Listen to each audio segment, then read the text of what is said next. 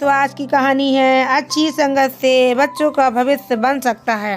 राम श्याम दो भाई थे। दोनों एक ही विद्यालय में पढ़ा करते थे और यहाँ तक कि एक ही कक्षा में, किंतु राम पढ़ने में होनहार था।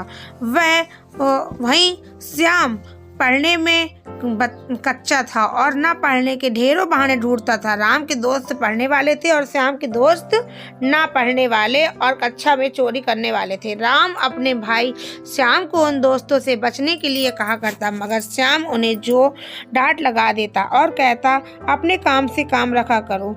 इस के दोस्त घर से स्वतंत्र हो जाने के लिए निकलते और रास्ते में कहीं और चले जाते।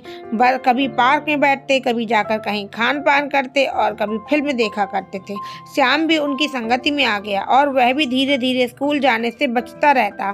श्याम भी उन दोस्तों के साथ बाहर में खाना पीना और घूमना करता।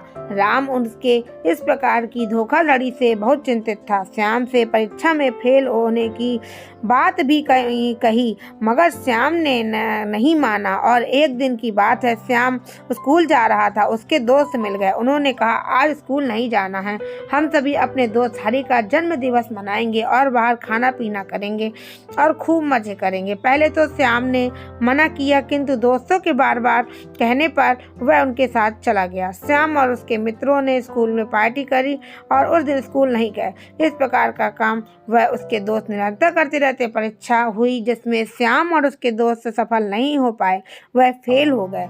राम ने इस बार भी और बार की तरह कक्षा में प्रथम स्थान प्राप्त किया। श्याम अपने घर मार्कशीट लेकर आया, जिस पर उसके माता पिता ने देखा और बहुत उदास हुए। उन्हें उदासी हुई कि मेरा बेटा पढ़ने में अच्छा इतना है और दूसरा बेटा नालायक। श्याम किसी भी विषय में पास नहीं हो पाया। श्याम के माता पिता बहुत दुखी। उन्होंने किसी से अपना दुख नहीं कहा, मगर अंदर ही अंदर वह बहुत दुखी होते रहे। उन्होंने सोचा, अब मैं दूसरे लोगों को क्या बताऊंगा कि मेरा बेटा एक भी विषय में पास नहीं हो पाया। इस प्रकार माँ पिताजी को श्याम ने बहुत चिंतित और दुखी देखा, जिस पर उसे भी बहुत दुख हुआ। श्याम ने अपने माँ बाप को भरोसा दिलाया कि मैं अगली कक्षा में सफल होकर दिखाएगा। श्याम ने अपने उन दोस्तों को छोड़ दिया जिन्होंने उसकी सफलता में उसका नाम रोका था।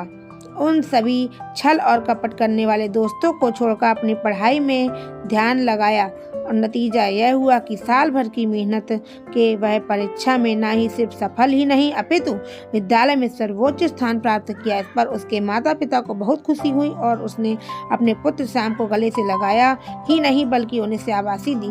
श्याम को पता चल गया था कि जैसी संगत मिलेगी वैसा ही परिणाम मिलेगा। जैसी संगति में रहते उससे वैसा ही गुण आता है, अर्थात अच्छी संगति करना चाहिए। दोस्तों, आपको मेरी कहानी कैसी लगी? अगर मेरी कहानी अच्छी लगी हो तो प्लीज़ मेरे चैनल को सब्सक्राइब करिए।